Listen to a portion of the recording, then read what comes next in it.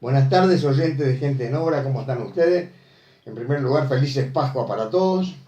Los que no son creyentes, feliz Semana de Turismo, Semana Gaucha, como les guste llamarla. Bueno, hoy tengo el gusto de presentar a ustedes a un gran compañero de hace unos cuantos años, que es integrante de la Comisión Nacional en Defensa del Agua y la Vida, FOSE, Carlos Sosa. Pero todavía no termina, Carlito. Carlos Sosa ha estado en debate en la comisión también, en los comités de base, mejor dicho, del Frente Amplio, también estaba integrado por Agassi y Pardiñas. Y, si fuera poco, también es dirigente del PCR, donde está con los compañeros Ricardo, Milton y Ernesto, que también les mando un abrazo grande. Bueno, ahora sí, Carlos, todo tuyo. Buenas noches. Buenas noches. La verdad que sí, en la lucha, ¿no? Hoy nosotros nos toca enfrentar, tanto como sindicato como Comisión Nacional en Defensa del Agua y la Vida, una campaña contra la ley de riego que el 27 de octubre fuera promulgada en el Parlamento por todo el sistema político, digamos, ¿no? Con solo una negativa. ¿Cuál fue? Y que es la Unidad Popular. Y me hace acordar esto a que después del año 92, el triunfo con respecto a la defensa de las empresas públicas, que en diciembre del año 92, ¿no? Un triunfo grande del pueblo uruguayo en defensa de las empresas públicas, contra la privatización de la misma, en una década del año 90 que fue la década del neoliberalismo, ¿no? Y que nos de alguna manera preparó el camino a la crisis del 2002. Y en ese momento, 93-94, se vota pasar a manos de empresas privadas el suministro de agua potable y saneamiento a través de los mecanismos de concesión de obra. Y el que se niega a votar, y quien vota en contra es el senador Sartú, ¿verdad? Una persona realmente consecuente con su forma de mirar el mundo y su accionar y su ejemplo actividad, de persona. ¿no? Ejemplo. Que nosotros siempre hacemos referencia a eso porque era clara la situación que nosotros enfrentábamos de privatización y de profundización de la privatización. Y en torno a este tema que hoy se está debatiendo en la ciudadanía, lo tuvimos que poner nosotros como sindicato a la luz de la realidad. Sí. Y digo esto porque había pasado totalmente desapercibido a todos, ¿no? Es cierto. Como que acá no pasaba nada, era una ley más, y por tanto no había preocupación en cómo incidía esta ley en el contexto nacional. Y claro, nosotros como FOSE, como Comisión Nacional en Defensa de la Vida, después del 2004, venimos transitando también, en primer lugar, luchando contra aquel decreto del Poder Ejecutivo, el decreto presidencial, primer decreto presidencial de Tabaré Vázquez, donde se mantienen las concesiones en el departamento de Maldonado, un 20 de mayo, o día simbólico para los uruguayos, un 20 de mayo, ¿verdad? Y nosotros lo recordamos ese 20 de mayo como que se había violentado la voluntad popular, porque el pueblo había defendido las empresas públicas, había una reforma constitucional muy nuevita, lo que implicaba claramente que el Poder Ejecutivo y el Gobierno deberían accionar en torno a eso. Sin embargo, se mantuvieron las concesiones. Anuncios que ya habían hecho el presidente Tabaré Vázquez en aquel entonces y previo a ser presidente, y Danilo Astori allá en España, de que se iban a mantener las concesiones. Claro, esta empresa era Uragua, ¿verdad? Se llamaba Uragua, pero que en realidad eran capitales españoles, Sí. los que estaban detrás de todo esto. Entonces, nosotros fue el primer, digamos, golpe que tuvimos de realidad en ese momento. Pero posteriormente seguimos trabajando en lo que es la COASA, que es una comisión para trabajar, que implementó la ley 18.610, que es la ley de aguas que existe hoy en día, y que fuera votada por unanimidad en el Parlamento.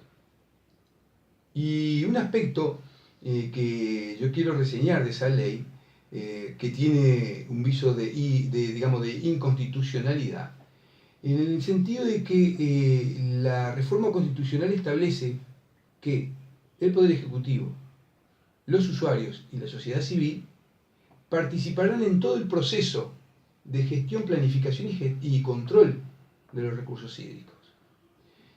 Y la ley establece que la participación de los usuarios y de la ciudadanía tiene un carácter asesor y no vinculante. ¿Qué quiere decir esto? Quiere decir que las decisiones que se tomen dentro de los consejos regionales de Cuenca, o dentro de los comités de Cuenca, o dentro del Consejo Nacional de Cuenca, la va a tomar por sí ante sí ese organismo a través del Ministerio de Vivienda, Ordenamiento Territorial y Medio Ambiente y la DINAGUA, ¿verdad? Y teniendo como asesor a la sociedad, pero que en última instancia no tienen una posibilidad de decisión ahí adentro. Se toma su opinión o no se toma, claro. Se toma sus aportes o no se toma, ¿verdad? Y eso es la función que cumplimos nosotros como organización civil o como usuarios en esas comisiones.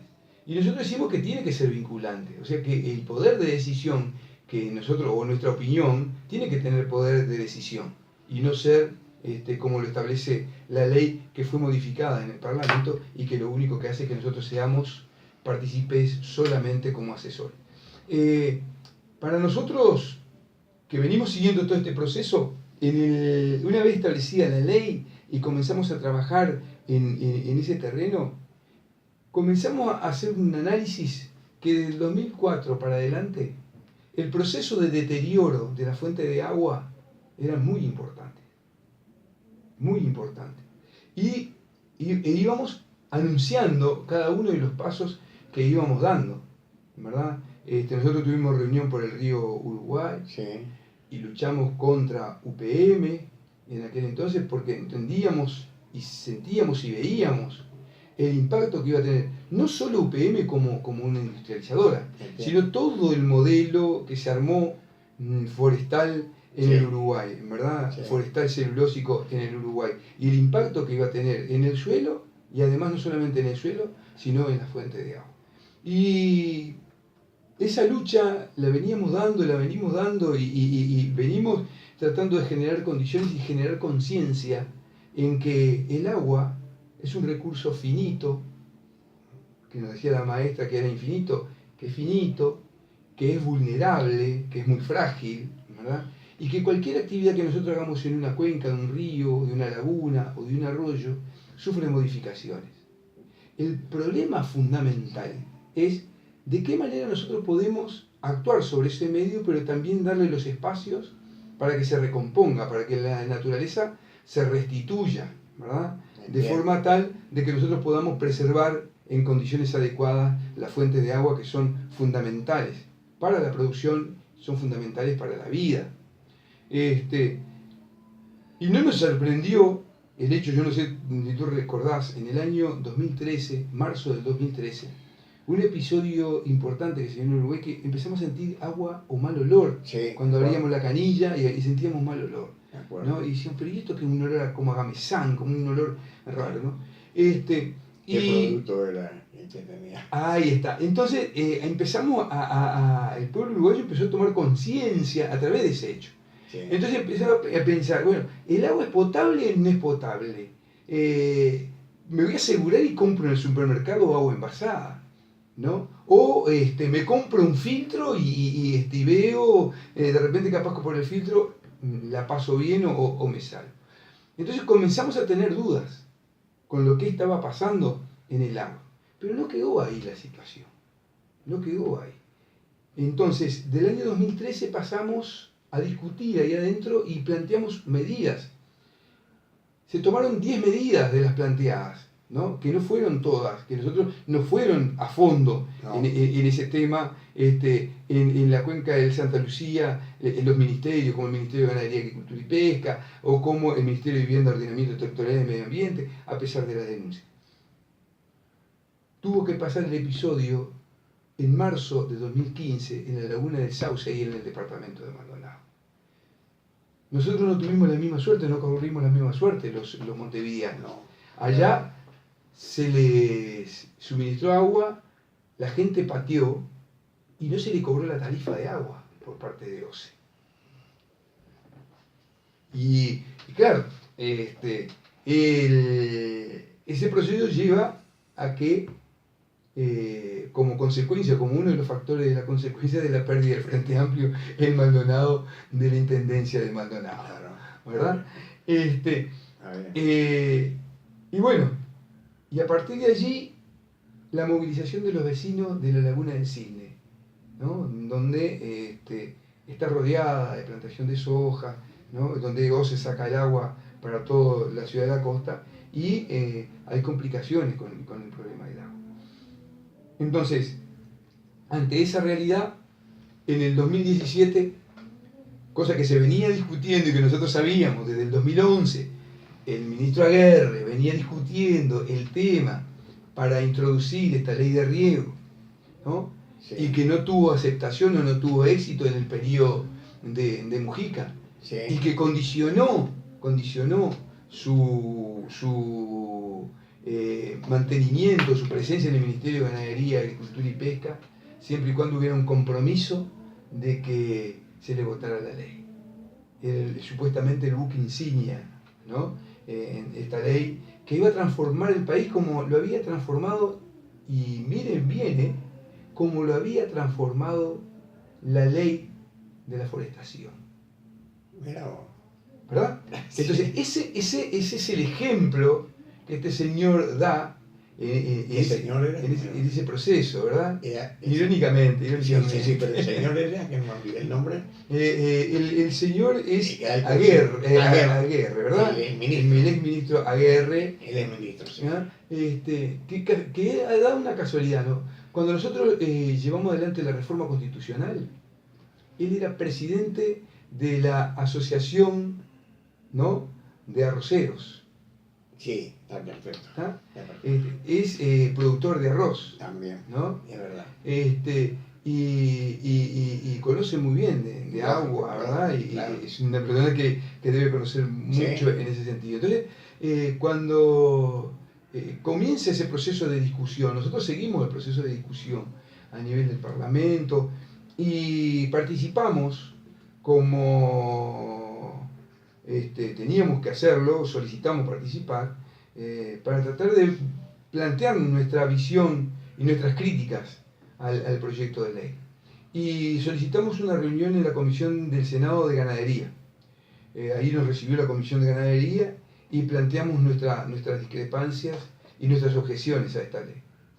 Posteriormente a eso solicitamos una reunión con la Comisión de Medio Ambiente de Diputados. Y ahí también planteamos nuestra discrepancia y nuestras opiniones con respecto a esto. Evidentemente eso cayó en saco roto, no se tomaron en consideración, y bueno, posteriormente a eso, previo a la votación en el Parlamento de la ley en diputados, nos llaman integrantes del Frente Amplio para comenzar a discutir y ver aquellos aspectos que nosotros entendíamos podíamos mejorar de la ley para que no pasara así sin pena ni gloria. Nosotros conversamos, planteamos nuestras discrepancias. En realidad nuestra discrepancia era con todo el entorno de la ley, no era solamente un aspecto de la ley o unos artículos de la ley, y ellos entendían que iban a hacer algunas objeciones para buscar tiempo, intervalo, espacio, para seguir negociando. Y plantearon algunos aspectos que tenían que ver con el tema de la contaminación, ¿verdad? De los embalses, la contaminación. Y bueno, y lo plantearon, fueron recogidos por algunos diputados, eso sube al Senado y en menos de 48 horas es votada la ley. O sea, no hubo espacio para discutir absolutamente nada. Digo esto porque hoy en día se está planteando, ¿no? Sí. Hoy en día se está planteando por ahí, Sí. en algunos ámbitos dentro del Frente Amplio, buscar una negociación con las organizaciones sociales que estamos llevando adelante esto, para tratar de ver a ver si el decreto reglamentario puede de alguna manera modificar algunos aspectos de esta ley. Y nosotros decimos que toda la ley es inconstitucional. Entonces, y por lo tanto, el decreto no va a mejorar, no va a mejorar nada en lo sustancial en la ley. Por lo tanto, creo con firmeza que o existe una derogación, digamos, de la ley, o realmente el camino por el referendo sigue y seguimos juntando firmas muy fuertemente para tratar de ver a ver si podemos revertir este proceso, ¿no? Escúchame, Carlos, la pregunta ahora es media ridícula, ¿no? Yo te aclaro, no estoy tomando café a los oyentes, estoy tomando agua a la canilla. La pregunta que te voy a hacer, yo tomé siempre agua a la canilla. Es impecable. ¿Ah? ¿Qué le dirías a los oyentes, al pueblo, al modesto pueblo que nos está escuchando? Bien. ¿Que tome agua en la canilla o que vaya al supermercado a comprar agua? Bueno, en primer lugar, lo que le tengo que decir a nuestro pueblo es que firme para derogar la ley de riego. Perfecto. ¿Por qué? ¿Por qué? Y ahí está un aspecto. No es un problema normativo, No. porque nosotros decimos es inconstitucional. Sí, es inconstitucional y lo vamos a ver eso. Sí. ¿No? Es privatizadora. También podemos decir es privatizadora y genera un mercado de agua y lo podemos explicar. Sí. También decimos que es excluyente, ¿no? Excluye al mediano y pequeño productor y excluye la participación de la sociedad. También lo podemos explicar. Pero un aspecto que no debemos dejar de ver es que si esta ley se aprueba, se profundiza el deterioro de la fuente de agua. Ahí vamos. Entonces, quizá algunos sectores van a poder comprar agua envasada, que es una manera de privatizar el agua, ¿no? Comprar agua envasada. Claro. ¿Verdad? Que igual del problema no se van a escapar, pero van a consumir agua envasada. O de repente, y quizá se van a comprar un filtro, ¿no? El mejor filtro que haya por ahí, ¿verdad? Pero los sectores más humildes de nuestro pueblo no van a acceder. A eso voy. No van a acceder. Y por más esfuerzo que haga OCE, llega un momento en que estas situaciones pasan, y lo pasan en Europa, y lo pasa, por ejemplo, en Argentina, donde vos podés decir, tomo agua de la canilla, no podés tomar de la canilla. No.